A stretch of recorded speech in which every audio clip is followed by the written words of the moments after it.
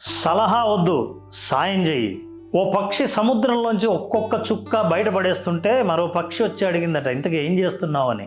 ఈ సముద్రం నా పిల్లల్ని ముంచేసింది, అందుకే ఈ నీళ్ళని తోడేస్తున్నా అందట కోపంగా. నీకేమైనా పిచ్చా? ఇన్ని నీళ్లు తోడాలంటే నీ జీవితం కూడా సరిపోదు అంది. వెంటనే ఆ పని చేస్తున్న పక్షి, సలహా కాదు, సాయం చెయ్యి అంది.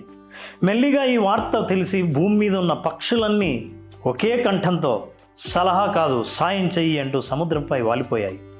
ఈలోపు విష్ణుమూర్తి వాహనం గరుడు కూడా బయలుదేరబోయాడు.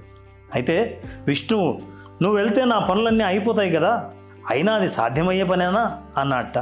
వెంటనే గరుడు కూడా, స్వామి సలహా కాదు, సాయం చేయండి అన్నదట.